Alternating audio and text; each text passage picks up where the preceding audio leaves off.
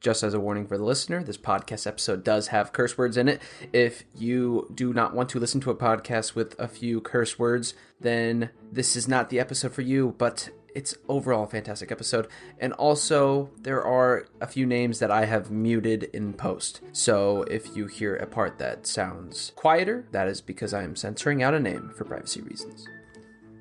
I feel like storytelling comes in a lot of different forms and something that can be explored and just consumed in general throughout mostly every single human being around this planet.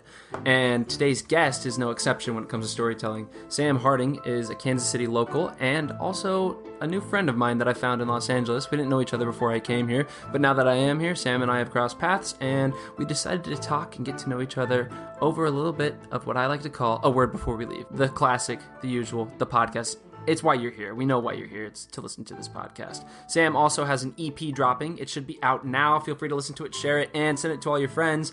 And if you guys are really liking the EP, and if you're liking this podcast episode, feel free to share it along, because spreading the word to hear more words is the best way to get this out there. Other than that, I'm going to let Sam plug his little EP real quick. And thanks for coming and joining us for this conversation. What's up, guys? My name's Sam Harding. Make sure you guys stream my new EP, Tapes That'll Never Reach You, if you want to hear an amazing story about somebody's first love. You might cry, you might laugh, you might go home and be sad, but you know what? That's the whole point of the EP. Okay, dude, I don't know. Oh yeah, you can listen to my EP on Spotify, Apple Music, Amazon Music, literally every kind of music platform you can find it. You can even find it on YouTube if you don't pay for any of those subscriptions. So, yeah, man, I love you. I don't know who you are listening to this, but I love you. And stream my EP. Take care, guys. This is Brett Gaffney. Welcome back to Word Before We Leave. Today we have Sam Harding. Sam, would you like to say anything? Yeah, there you go. All right, so for a Word Before We Leave, let's just jump right into it and start with Word of the Day. Word of the Day is a little game that I like to play, or a little segment. Okay. And I'm going to give you a word and give you the definition, and then both of us are going to come up with a sentence to say. All right. Okay, so today's Word of the Day is from Merriam-Webster Dictionary. Not sponsored as always, but maybe one day we will be sponsored. And the word is coalesce. Coalesce means to come together to form one group or mass, or to join forces. And Merriam-Webster's definition or example is, the club's community service projects provide students with a common goal to coalesce around. What's the word? Coalesce. Coalesce. Coalesce. So, you know what's weird is that I feel like I've heard it before. Yeah? I feel like I've heard somebody say that before. When I've listened to your previous podcast, I feel like it's words that like I'd never heard before. But that one, because there was like Taurus. Remember you were... Yeah. Taurus was from the first Taurus. one. Yeah, but it sounds like tourist. Like somebody's like going on like, like a Taurus on like a trip. Yeah, the bony protuberance. Yeah. He said like he bumped his Taurus on like the table, and like it was kind of funny because it wasn't something on his head. It's like a piece of a bone in your skull. It's like a bony ridge. I think I said that I bumped my Taurus on a table, and then he said, "Hey, look at that Taurus," because Taurus was also a definition for like a column. Okay. Yeah. It had like multiple definitions, but coalesce means to come together to form one group or mass, or to join forces. To join forces. So I'll give you a little bit of time to come up with a sentence. So like, let me think for a sec. So let's say we're at like a bar, all right? And there's some jackass trying to like fight us. So me and Brett need to coalesce to beat him up. Would that work? That would work. That's perfect. Nice. And my sentence would be, the audience of A Word Before We Leave coalesced together to make it the second best podcast in the Los Angeles area. Why second best? Because everyone loves a runner-up, Everyone wants to root for the rookie. True. It's like the underdog, Yeah. Everyone loves the underdog story. If you listen to the best, then you're just listening to NPR. Yeah, fact. Okay, now we can just jump into the podcast. So I'm going to start... Are you sure this sounds good? I'm so worried. I promise. I'm so so right now, if the people that are listening, I have the mic on my chest and I feel like you guys can hear my heartbeat. That's what I'm worried about. Normally, I have to be the one that warns the audience, so I'm glad that you took the front end on that. So yeah, we are in Sam's living room, just so you know, as the audience member, and we're going to start talking about who Sam is and like what makes him get up every day, get out of bed, and what motivates him daily to be who he is and to grow and strive to be a better person. So Sam, here's the first question. All right. What is something that you are passionate about, and how would you explain it to somebody that doesn't know anything about it? So I'm passionate about a lot of things. I'd say, you know, uh, I'm passionate about being an entertainer in general. And so, you know, I've been an actor for what has that been now? I've been an actor for 13 years, I think. Yeah. I've been an actor for 13 years, and it's something that I always loved growing up. And I always had this thrill of being on stage. I was a theater actor growing up. I did theater for a long time. Same. And so yeah. And then slowly moved into film from that.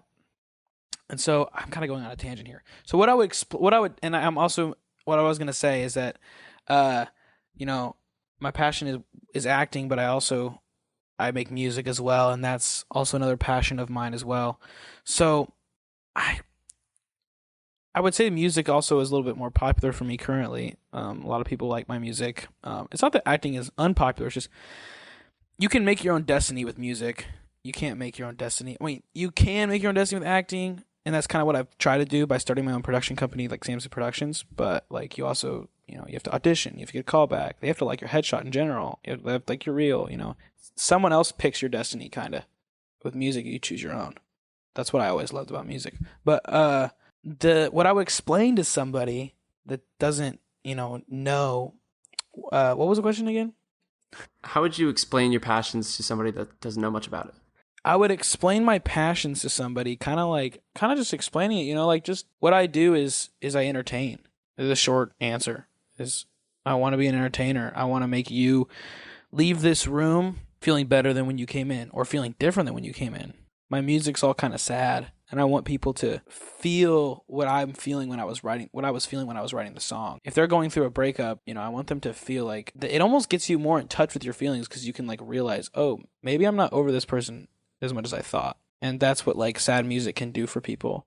And that's what like, even like a douchebag character as an actor, it reminds you of a friend that's kind of a douchebag, and you kind of come to terms more like, oh, is that guy actually not really as good as he claims, or as nice as he claims, or as good of a friend as he claims. Or, if there's a really good boyfriend in the film, and it makes you kind of reflect and be like, all right, well, my boyfriend or girlfriend is nothing like this person in this film, and it makes you reflect. So that's what I'm saying when I feel like I want to entertain people to where they leave a room different than when they came in.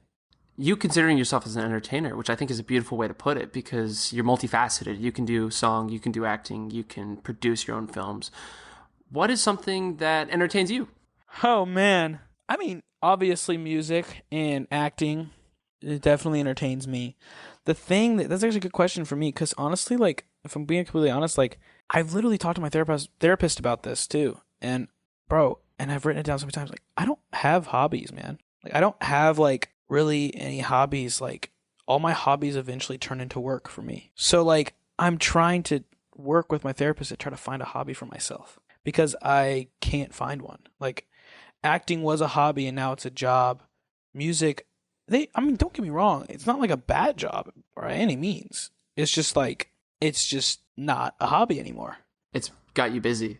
Yeah, it's got me super busy, man. Like, so, I mean, even working on this album, Tapes That'll Never Reach You, or not my album, cutout album, working on this EP, Tapes That'll Never Reach You, it's been like, just an insane amount of work just to make every single song, make music videos for every song, and then put all promotion before and after for the song and the music video after the EP comes out. Like, it's just, there's so much work that gets put into it to where it's like a job. So like, I actually like, I'd say like what entertains me is, it's hard in LA, but I guess I could say one of my hobbies is actually like doing physical things. Like when I lived back in Missouri, I lived on 20 acres of land, and I would go just run in the fields with my German Shepherd dogs, or ride four-wheelers, or, shoot a basketball hoop from time to time. I remember I would just randomly go. I was old, like, trying to paint a picture for the crowd, Yeah, perfect. Keep the story going. Yeah. Trying to paint a picture for the audience. Like, I lived on 20 acres of land back in Missouri, 2 big red barns with white trim, and there was an old rusty basketball hoop, and I would play on that basketball hoop all the time during the summers. And whenever I just needed I suck at basketball too. Like, I'm not good at basketball. Me neither. So like, yeah. So like, I just loved physical activity, physical challenge, and it really made my brain stimulated. And I would just do. I would actually enjoy it and have this peace. And so I would always just go out there and I would shoot this little old basketball in this rusty hoop, and I would do it randomly. It's like what is it called when a dog gets like spurts of energy and they just run in circles? Zoomies. You know what it's called? Zoomies. I just like, I get random zoomies to like run outside and run in the field or play basketball, even though I sucked at basketball. And I would play from anywhere from 15 to 45 minutes, and I would do that 2 to 3 times a day. So when's the last time you think you've played? Probably 2 years. 2 years? Yeah, since I moved to LA. Do you think finding... And I don't want to go into a 24-hour fitness and play either. It's not the same. No, There's an aesthetic with the fields and the barns and the dogs and the rusty hoop. It's not perfect. It's home. It's home. Yeah. And the thing is like, I love LA. Do not get me wrong. Like, I love the city. I've always been kind of a city kid at heart. I've low-key been a city kid in the country. You know, I was always going to the city for auditions, and I was in musical theaters in downtown Kansas City all the time. I technically grew up in Kearney, Missouri. I would go downtown Kansas. It was about 25 minutes from Kansas City, downtown Kansas City. I'll go downtown Kansas City for obligations with my agent or things like that, and I always loved the city, but I always loved the country at the same time. And I think, like, for my mental health too, is like, I've always needed a backyard. Like, I'm just a guy, I need a backyard. And I do live in LA. I live across the street from a park. And I do go there sometimes, but I don't go there enough. The thing that's also great about my home life was that it was 20 acres of silence, and I was by myself. If I go to a park, it feels like it's like the Matrix, or it's like formulated to be there for me, and it's like a simulation. Mm-hmm. But instead I can live in like nature. Yeah. And nature is made here, but nature is there in Missouri, if that makes sense. Like it feels parks, fabricated here. Yeah. There's parks that are like, oh, here's a park so you can enjoy nature, instead of like actually having nature. I mean, don't get me wrong, California has beautiful nature, beautiful mountains and hikes and things like that. And they're all great. But I also didn't grow up hiking. I'm from Missouri. So I do enjoy a hike. It's a great, there is a beauty in a great hike. But I'm just not really a hiking type guy. Like, because there's no mountains in Missouri. It's all flat. So the green plains of flatness was like fun for me. And like, that's what I like associate my nature with. And it has beautiful beaches, but there is something about it too, is like, I feel like if I was on a hike by myself, or if I was at a beach completely by myself, then I would feel that. It's when it's like, feels like it's crowded is when it feels also like weird to me, because I am really ADHD. Yeah. So I'm like looking around at what other people are doing, what other people are talking about, instead of like enjoying the nature sometimes. So would you say that solitude is a concept that you try to lean towards when you're trying to find like moments of relaxation or even just moments of play? Yeah. I mean, like, that's the thing, is I struggle a lot to be alone. I had this friend, and my friends in high school, they would always tell me like, do you ever sleep or relax? Like, do you ever like, because it was always the next joke, the next, how can I make everyone laugh? Like, how can I, have a party at my house? How can I have people over this tonight? Like, it was always that give.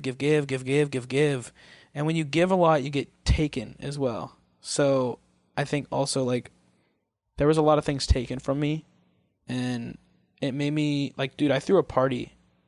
And this is just mentally taken from like just mentally having to provide for like friends to be there and guests. But I had my wallet stolen from a party at my own house. Like, somebody stole my wallet when I was like, on my birthday actually.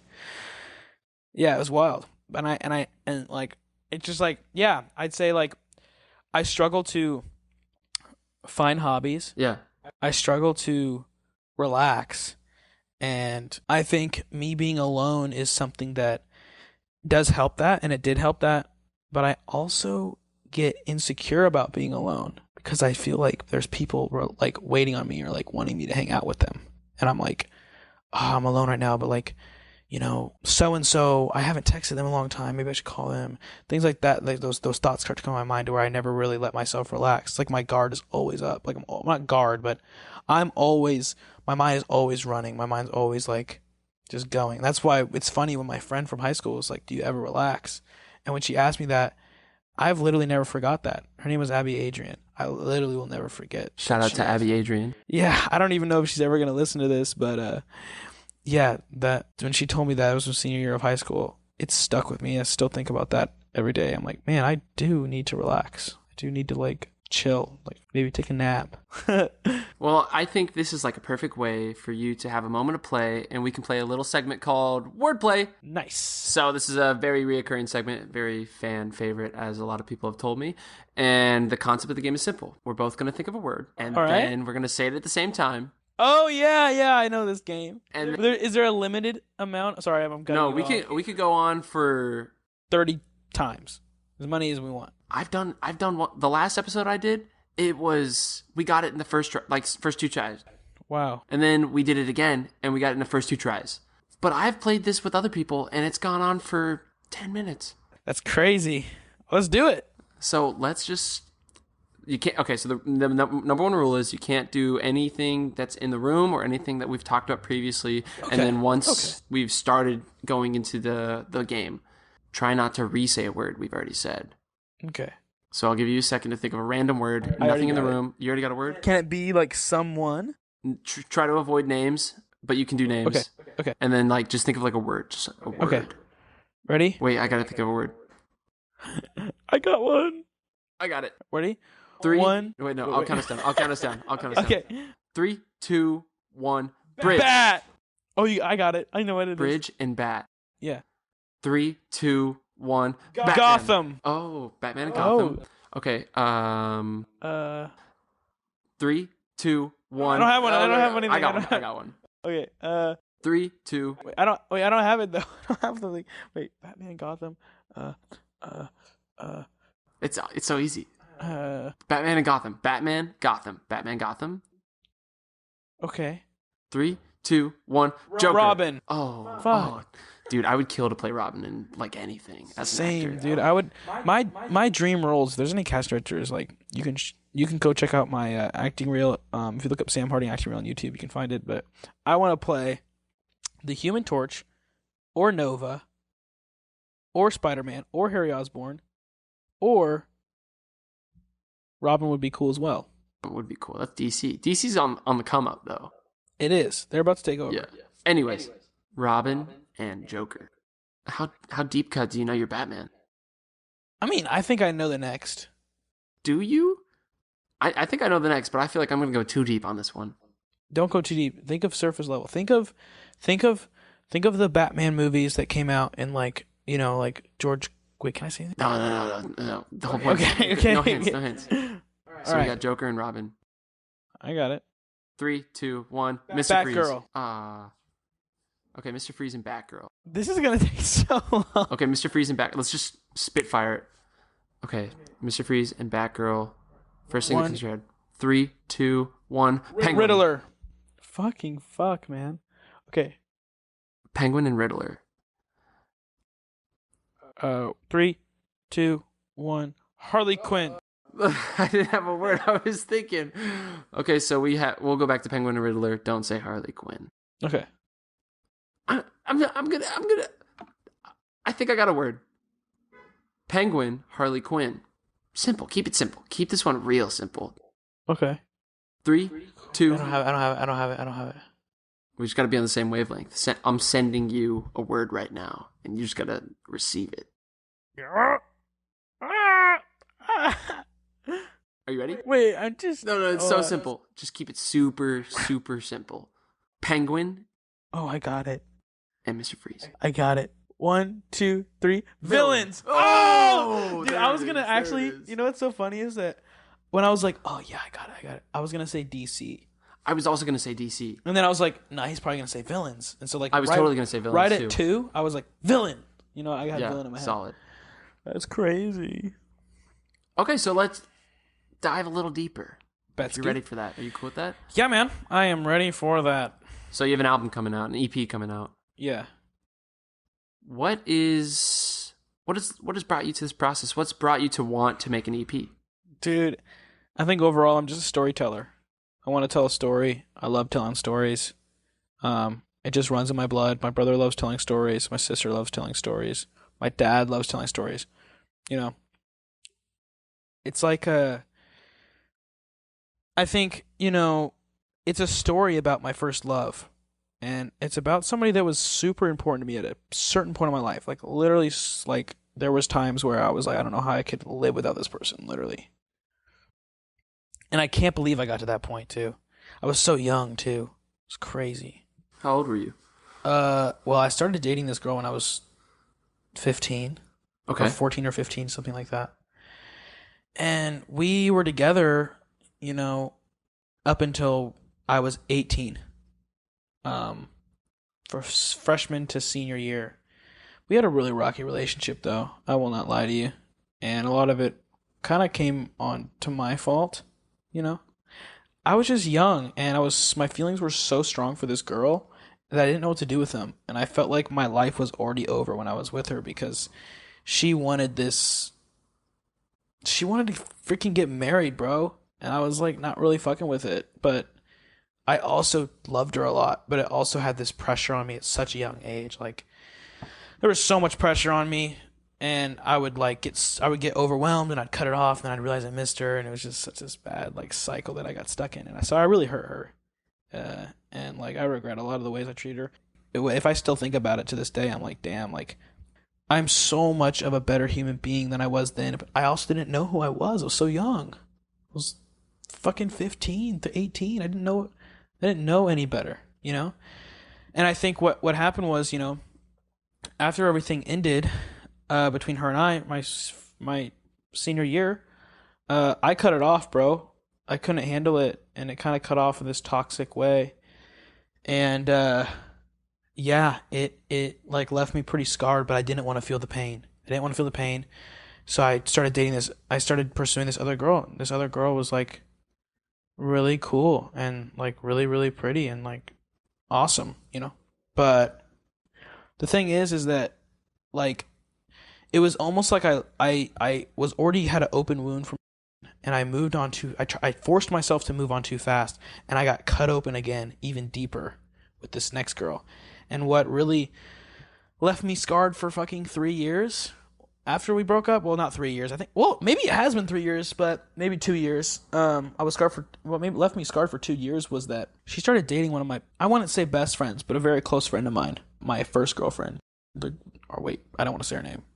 You already said it once, and I was thinking, I'm just gonna bleep it. I had these dreams and ambitions about, moving to LA, but she wanted to get married, and I just felt so stuck and a lot. And so I cut it off. It was one of the hardest things I ever had to do, bro. I don't think I've ever cried so hard in my life. It was horrible, so bad, man. It was a lot of pain, man. And but then I tried to move on too fast, and I met this girl, and right when I started pursuing her, and after I'd literally we just kind of cut things off, started dating one of my close friends. And I went to a small high school. There was 23 people in my graduating class. So I had to deal with them all over each other for a year. The girl who I was with for 3 years is now with somebody that that guy that she started dating, I'd poured my heart to about her too. I had a lot of deep conversations with this guy. So I felt very betrayed and very just, my trust was fucking through the window at that point. And I acted like it didn't bother me for the whole year. I fooled myself even into thinking that it wasn't bothering me, to where I didn't even feel like it bothered me for a whole year.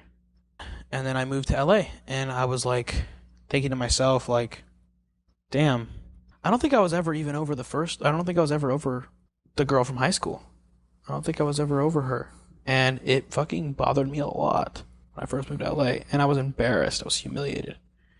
And around this time, I started making music too. And I was I have this story about my first love that I never really came to terms with. I mean, we broke up at the beginning of 2019, and it's 2020, almost 2021 at this point, and I had so much things I wanted to say to her, that I never got to say, and I just had pride, and I just acted like it didn't bother me, and I didn't fight for it. I didn't fight for anything. And in some parts of me, I feel like she wanted me to fight for it, but I didn't. And that's what it was. I was basically stuck. She's with this guy. I was in California, and I was fucking tripping over my high school sweetheart. After all this time, I acted like it didn't bother me, and I was fine. I was broken inside, and I just started making these songs, like things that bothering me. The first song I made is Letter to Myself, and it's the chorus is, you'll miss them when they're gone. And that's something that it sounds basic, but it's something that I started to realize. I was like, damn. Like, you don't really realize how much and I know it's so cliche, but you really, really, really don't realize how much you miss somebody until they're gone.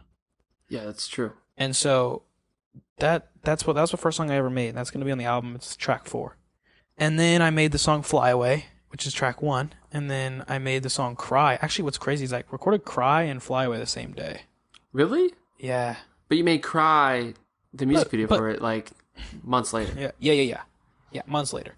But, and then I made Thought of Me, which is track 2. And then I made track 4, obviously, is Letter to Myself. And then Sold Soul, track 5. And then track 6 is Second Choice, which is kind of like the wrap of the whole story. I was always her second choice, things like that. Sold Soul talks about the conversations we had when our relationship was kind of coming to an end.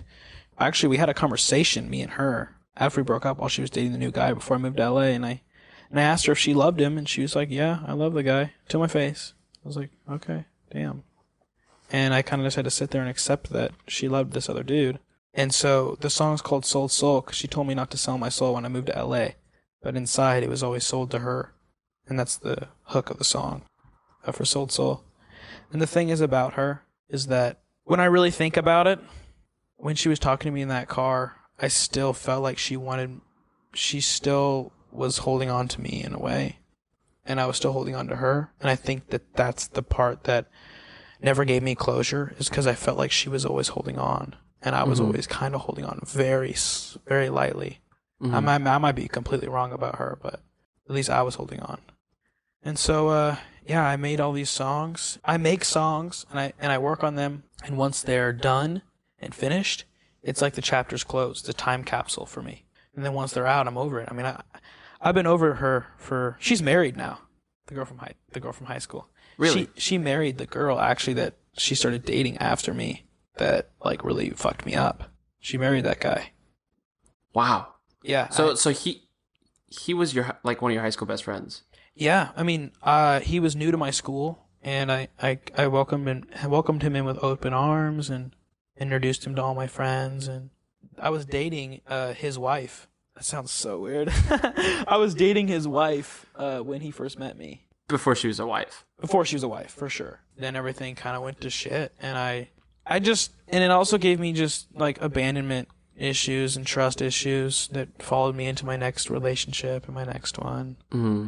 And I just never came to terms with it. And then, honestly, them getting married was closure for me and this album. They literally just got married too. They literally got married, I don't even know when the day was, but it was probably a month ago or so, or 2 months ago. And my album's coming out. Or not my album, my EP is coming out in 4 days. 4 days, man. We don't know when you're going to be listening to this, but let's just assume that this podcast episode is out by the time the album is out. My guess they'll come out around the same time. Should I just say my EP's out now? Might as well. It's crazy. They got married. I don't even know.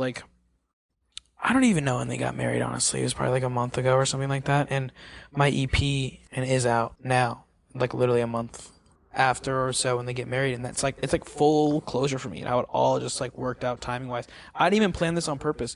Bro, when I first started making the album, I was planning to put this thing out so long ago. But things just kept getting pushed back, and different opportunities with being an actor and producer kept pushing other music things back. And I finished this album December of 2021. So I finished this album a long time ago, finished the last track. Wow.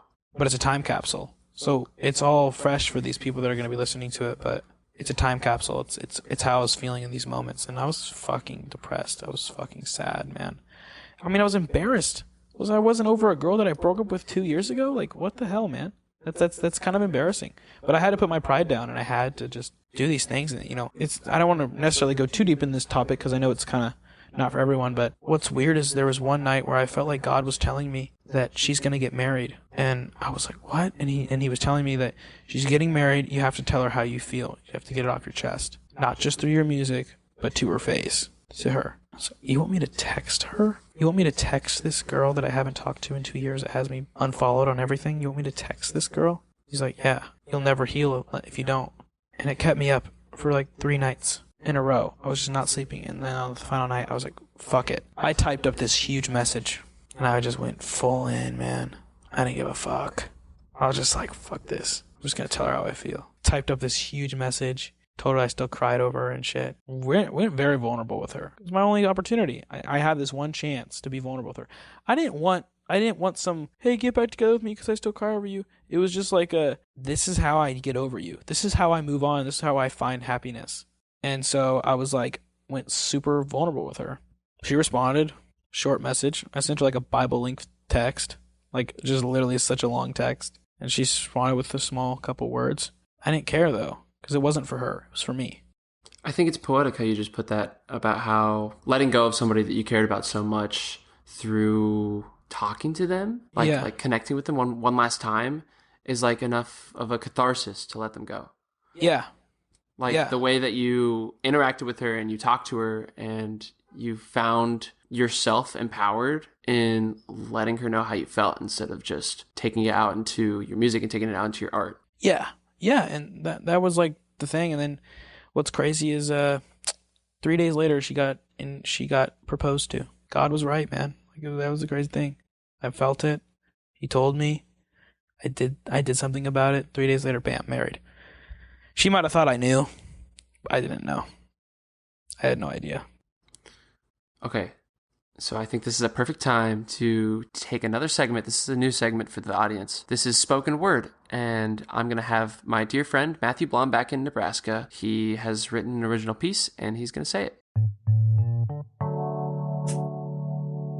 This is Remembering How, written and performed by Matthew Blom. I feel at home during the winter. How the grass seems to lose a little bit of life, and the tree branches see the empty sky unburdened by the joyful leaves, and how the vibrant blue turns gray, and the snow, gently falling toward the cold dirt, desperately clumping up to form a thin, fragile blanket, as if it's trying to protect the world from hurting itself, relying on the numbing cold to keep it alive, else it melts and bears the dirt with nothing to shield it from everything.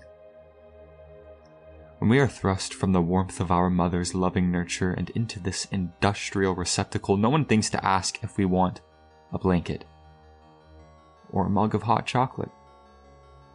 Not even a once warm pillowcase now settled at room temperature after the wash, as if this cold I now find myself in is normal. Like it isn't choking out the life I miraculously was given and forcing me into a quiet submission of solitary confinement, and I am made to reflect on a life I have barely begun to live, and forced to answer a question that I had yet to consider but now is the only thing that my brain can muster when I lay down my burden for the night. My great aunt used to make me coffee and cut it with milk. She would drag her faltering bones across her small room to pour the mug of safety I did not know how much I needed, and with a smile she would sit back in her favorite chair and continue her day of remembering her life that was slowly coming to an end. At her funeral, the casket presented this woman in all her glory, an eerily peaceful smile plastered on an aged, bone-thin husk, as if announcing to the confines of her world that she did it. She lived every day like it was her last until it was her last. Now I'm afraid my last is coming. I drink my coffee black now. I roll the dice every morning when I throw my lukewarm blanket off. Will today be fresh and new, or will it grasp my tightened throat and pull? I cannot keep my feet moving one after the other. Picking them up off the ground already takes all I've got, so how do I answer a question when asking it is already too much? Sometimes I wake to the sound of my feline friend bashing the door. Hard to hear over his starved meows and pleading scratches. It seems he has forgotten what food tastes like since the morning before. The banging and bashing and scratching and mewling and begging and grumbling wake me from my contemplation.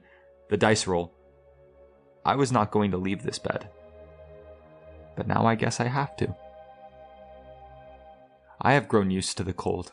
I don't even wear a coat most of the time. Instead, I let the frosty air pass through me, hoping it will catch inside and freeze what's left. Just because I have grown used to the cold does not mean I do not feel the warmth, reminding me that the frozen wastes are not the only place I have to roam. It would be easier. Much, much easier if I just froze solid. If my blood running cold became more than just a metaphor, and hell freezing over was something more than just a thing to swear by, I could untether myself from the warmth that tells me there is something better. Let the walls fall in. I cannot hold them. My arms can snap and I wouldn't have to care. And let the wreckage trap me so at least I have a reason why I can no longer see the light or feel the warmth. Let it end. My mother used to wake me with a song. Her rosy voice would hum along the halls of a house I once called home. Sometimes she would grace me with a refrain on the days my bed's gravitational pull was stronger than her rallying tune. It has become quite hard to rise and to shine and to praise the glory of a God I cannot decide if I believe in. But some days, the sun peeks through my window at just the right angle. And I awake refreshed by dreams I cannot remember, but I know we're safe. And my first swig of water fuels my soul just right. And I am warm for a single moment. A moment I won't forget, the moments that urge me forward to lift my feet when they cannot be lifted, and to drink my coffee when it's too bitter, and to answer the questions I'm too afraid to ask, to trust the air that I would not let inside, and open my heart to love one more time. And sometimes I forget that it's winter because I'm warm. And being warm is nice. And welcome back to A Word Before We Leave. This is Brett Gaffney with Sam Harding. Sam, how you feeling right now? I'm feeling pretty swell. Do you think I answered the questions fully? The last question? I was kind of worried about that. I always go on a tangent. No, I think that's okay. Honestly, Okay. I think that's okay. I think it's the most human you, and you got into your little dialogue, and I think that's important that you got to let that out to the world. Betsky, I love the world. The world loves you back. The world loves you, Brett. Thank you. Okay, so now I'm going to ask a more abstract question that's somewhat personal as we lead into the final two questions. Okay. What do you think future you would say to you now that you've dropped this album, this EP? Good job.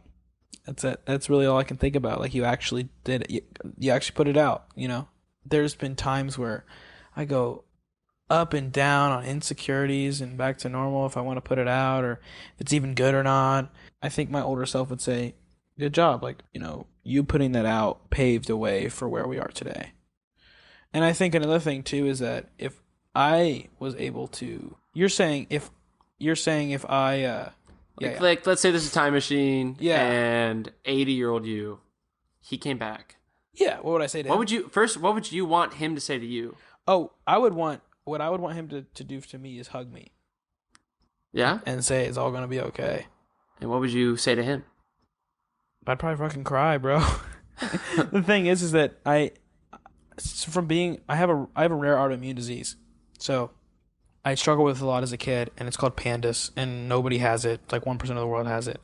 Basically what happened is a strep virus got in my bloodstream, got sent up to my brain, made my brain swollen, and then sent wrong signals around my body, reacting in Tourette-like symptoms, verbal and motor tics, and there was some behavioral issues too. Like, I was just kind of like, at times my mood would swing. It would also flare, because autoimmune disease, they flare. And it was a very emotional time for me, but I fell in love with acting then. I was already acting, but I really fell in love with it then because whenever I'd go on stage, my tics would go away. So I fell in love with being on stage. But the thing is that I've always wanted to go back to myself today as a young man now. I've always wanted to go back and hug my 11-year-old self and tell him that everything's going to be okay. And so that's what I want to do. That's what I also want to be, is I want to be a voice for kids that have, disabilities and things, because I have them, and I did have them.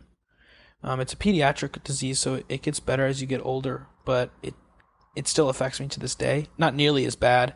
I want to be able to do this podcast. When I was a kid, I would be making a bunch of noises. I want to be able to sit still. It affects me still sometimes mentally, because it spikes anxiety higher than the regular person and things like that. And yeah, and I still have some tics here and there. I've learned to hide them though pretty well. No one knows. I'm able to hide them within natural walking or talking. Yeah. So, yeah. But yeah, I would hug myself. And would you ask him anything, 80-year-old you? Would you want to know? I don't think I'd want to know. I would just want him to tell me that everything's going to be okay.